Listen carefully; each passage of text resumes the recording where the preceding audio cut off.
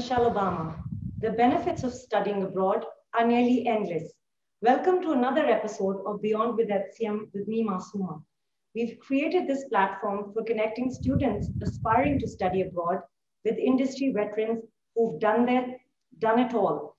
Today, we'd like to welcome Zara Zaidi, a superstar in multiple walks of life.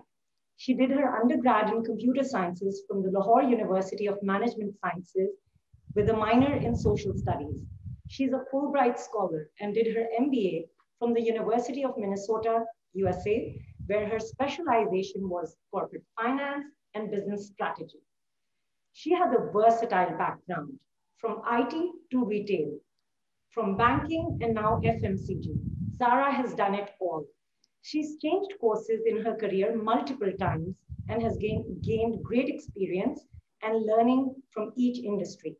She's currently National Key Accounts Manager and responsible for managing key accounts in trade and away from home segment for Pakistan BU. To top all this off, she's a self-taught organic gardener. Yes, you heard that right. A coach and has set up her own farm growing organic veggies. Welcome to Beyond with HCM, Zara. Thank you, Masuma. Thank you for inviting me to the HCM platform. Really excited. We are so thrilled to have you. The format of the session remains the same. We'll have a short discussion and learn from Zara the impact of studying abroad. And then we'll take questions from the participants, followed by our favorite segment, rapid fire, this versus that, and then the announcement of this week's competition. So what are we waiting for? Let's go. Zara, the first question we have for you is, did you have a plan for studying abroad when you started your career? Masuma, totally not. And when I just started as a computer science graduate from LUMS and landed myself into the corporate sector, into a totally unrelated field, which was sales. And that's where, as a very young female, fresh out of college, I did, of course, have a lot of pushback from either males or other colleagues saying, what's her credibility? Like, why is she here? What is she doing here as a computer science graduate? Even though I was performing really well in the job, but those comments for females are, really common for us to hear. And I said, okay, I have to do something about this. And I wanted to diversify and do an MBA, but honestly, I had no funds. So a really dear friend and a colleague at the time really pushed me into, and she said, you really have to explore something, go back to your studies. What are you doing here? And she actually encouraged me to follow the path and, try for the Fulbright scholarship. And I thought, don't have the funds, maybe this is the way to go. And that's what I did. So we have that colleague to thank then. We should thank her together for making you follow your dreams. So that brings me to the next question, which I'm sure you get asked a whole lot, Zara. What was your motivation to apply for the Fulbright and how were you successful in it? Because everybody would be asking you that. Yeah, so I've told you the motivation, of course. The motivation was to go back to study somehow, do it from a place I would really be proud of. I really wanted to have an experience of going abroad and studying. So that was the real motivation of applying for the Fulbright. And of course, like I said, I couldn't have possibly afforded it otherwise going on my own. That was where the motivation came from. And what made me successful, I think there are a few criteria that the Fulbright Scholarship Panel looks at. So, you really have to be passionate about what you want to do. They really want to see a vision for yourself. And so that was definitely there. I knew I wanted to make it big in the corporate world. I had a certain passion on really, even though I was coming from IT, but working already in the business, I had a background to show as well that I've done something in the corporate world already. I'd spent almost close to 4 years in the corporate world by that time. So I think that vision and that for yourself of what you want to achieve really is what sets you apart for the Fulbright panel. And that's what makes you successful. And I also had, this question does get asked a lot because I did an MBA on a Fulbright. A lot of people do, other software degrees. So that was, I think I was very lucky in that respect as well, that I was chosen to do an MBA. Yeah, so everybody, for the benefit of our viewers, I'm going to repeat that.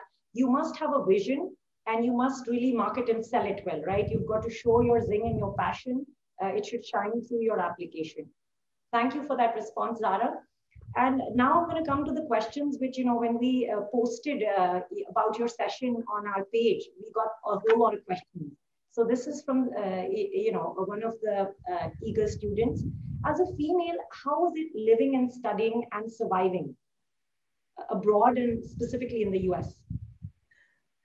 Honestly, I had a great experience. And as a female, it's definitely easier living in the US as a female compared to Pakistan. And no, I'm not judging my country because this is the place I love, but this is how our culture and generally our, because of this, how society works, it's a little easier there to survive as a female. Nobody really questions, or it's not noble for females to be living alone there.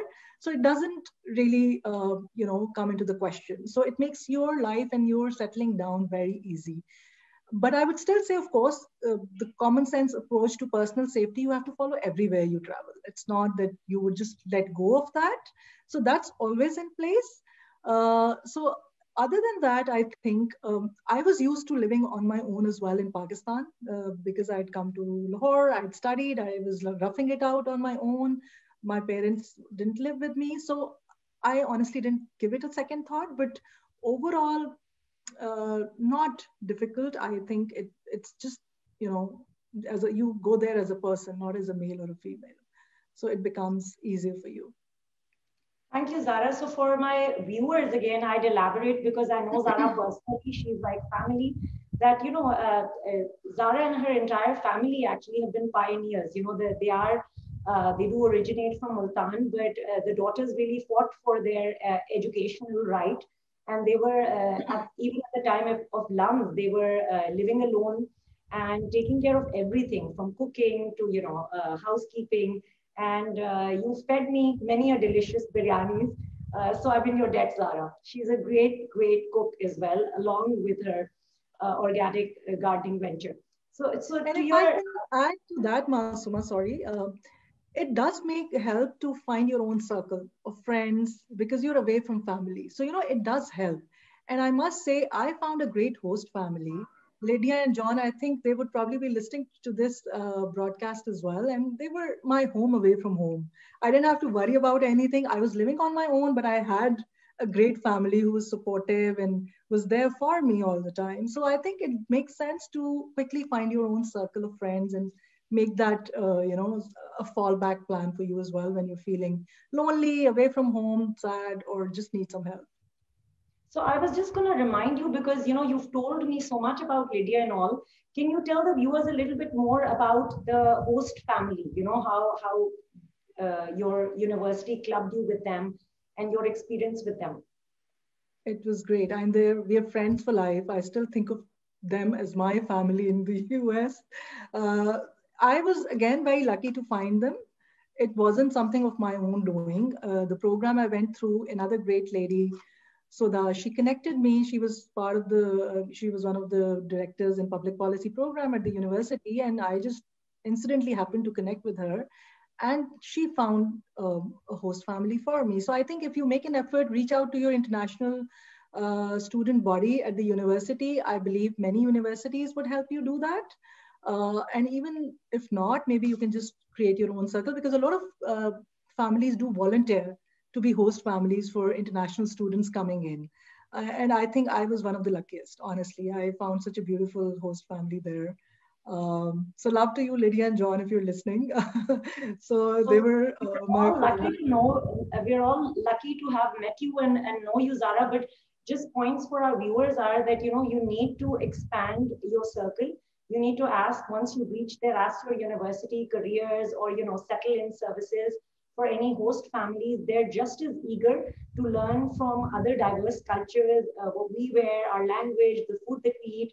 And that exchange would be really worth, the entire learning experience just as much as the Right. academic. Yes. So you know, that brings me to the participants' questions. Actually, is time is zooming by, and I'm going to just turn to the chat. And yeah, so the first question I have from the audience today, Zara, is: was there a proper community of Pakistanis where you were at? There was, but I'll be very honest, I was not part of that community. Like I hadn't officially joined a certain community of Pakistanis there. When I went, I had only one mission: to travel, to meet people, to have new experiences. And I just thought that, if I'm only socializing in the Pakistani community, I can do that back home all the time. And of course, I had Pakistani friends as well. But honestly, I was not focused on being part of local communities, just having that. Because otherwise, when you find your comfort zone, you don't go out and you don't meet people. You don't want to have the new experiences. You just want to stay back and just be comfortable in the zone you're in. So I very deliberately was not part of any Pakistani community. Okay, but that's just Zara, right? And I feel, speaking from my own experience as well, when I was at the University of Southampton, that I was conscious initially to make friends with all other nationalities, because I knew that eventually, we'll be friends with the Indians and the Pakistanis and the Bangladeshis. We speak similar language and have similar culture. But I was also very, very conscious, and then of course we made friends with everybody else as well. We've been asked a question to ask you, Zara, did you miss the Urdu language? Speaking your language. Incidentally not, because my best friend was an Indian, and she would pick me up daily, she would drop me back daily, so we were the best of friends, Mishti, and of course we would always be speaking in Urdu, so I didn't get a chance to miss it. And there were other Indian and Pakistanis around me as well, so it wasn't that I was missing the language. Sure. And then, so that is just the language, right? And then people also ask the halal food question. I mean, again, how did you go about that? Yeah, so halal food, I was in, Midwest. So Minneapolis is a beautiful city, but it didn't have many halal options close by to where I was living. I was almost on the, So then what did you university do? campus. So I had to actually either take two buses, maybe more than an hour away, to change two buses and go. And, there was a shop, and a great shop where you could find everything, but it was far. So I had to go there, get meat, and I'm almost a vegetarian. So I survived on vegetables mostly, because I'm very, very particular about what I eat in terms of halal or not halal. And other than that, like I said, my host family was there. I remember a lot of times, just dragging them along and saying, I need this. Can you take me in the car? I'll go buy it. So that also happened, but it was really far. Yeah, it wasn't very convenient. So Zara had perks, and for people like us who didn't have a host family, I also want to share my experience that I would also hop onto, maybe two or three buses, but everywhere within that region, because, whether it's the UK or the US, there will be those, it's not just Pakistanis who are having halal. There's all sorts of, cuisines, restaurants, and even these grocery shops available. You just have to find it. I do want to also share the experience, Zara, that, when we went to Southampton, it was my first Ramzan, right? We landed in Rosas. And not that I'm the staunchest of, practicing Muslims, but still I went crazy. I had to find ruafza and khajurs. And eventually that find either leads you to a mosque. You will find everything there. That's the strangest thing. I found what I would not find in Pakistan anymore. All those safaris and everything, you will find it there, but it will just be probably a little far away if you're not in, New York, or let's say Los Angeles. If you're in other cities, you may have to just trek a little bit to the place. Yes, so you just trek a bit and you build up your appetite, and later you cook and consume it. It is all manageable.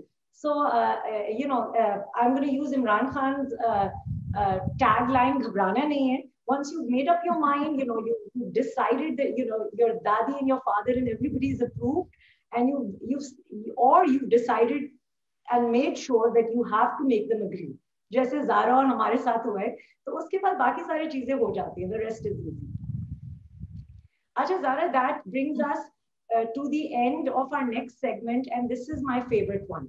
So, I'm going to tell you what it is about. The next segment is rapid fire, and I'll be giving you two options, this or that, and you have to select one in 1 second. So you can't take too much time, right? Okay. So are you ready? Ready. Let's go. Let's go. Pepsi or Coke? Definitely Pepsi. Sheikh Rashid or Altaf Hussain? Sheikh Rashid, grudgingly. Okay, biryani or pulao? For lack of a better. Definitely biryani any time of the day. Multan or Lahore? Lahore. Okay, that's a surprise. So, Lahore has completely charmed you. Okay. US or Pakistan? Pakistan. So it's 23rd March tomorrow. So Yes. we should be flagged. Anytime, yes. Pakistan. Yes. Netflix or Amazon? Netflix. Okay. And while you're walking, music or podcasts? Music. Okay. Mac or PC? PC. I'm still a PC person. Okay. So am I. Dahi bhalli or fruit chaat? Dahi bhalle. Very spicy dahi bhalle. Valaiti ya desi? Desi. Okay. So I hope you enjoyed it as much as I did, because, I wanted to ask and keep going. I would have asked you the biryani with aloo or without aloo. Maybe inshallah next time. And we ask you other questions as well. I will now request you, Zara, to announce the winner of our competition. Oh, yes. So that's, guys, are you ready? We have our winner here, and that is Kinza Bhatt. So Kinza, you won your power bank today, and congratulations. Congratulations, Kinza. You will be contacted by one of our team members on Wednesday, and they'll guide you how you can drop by our office and get your gift. Thank you so much, Zara, for taking out time to participate in today's session. It's always a treat, and we love to hear all the gyan and learn from you. Thank you so much for taking out time. You're welcome, Masooma. Great to be here. Thank you. I would also like to thank everyone who tuned in for this session, who participated in this week's competition. And of course, if you are interested in studying abroad, please do call us. Get in touch with our ISEF certified career counselors by calling at 0304 111 8020. Our next session will be on the 29th of March with a top university representative. We really hope to see you then. In the meanwhile, do share your feedback, because how else will we improve? What did you like about the session? What can you do a little less of? Do email us at hello@hcm.com and let us know who you want to hear from and what topics, and what should the format of the session look like in the future. I'm now going to be signing off with the words of J.K. Rowling. The world is full of wonderful things you haven't seen yet. Don't ever give up on the chance of seeing them. Signing off with this week's episode of Beyond with HCM. Apna khayal rakhein. Khuda Hafiz. Thank you. Bye-bye.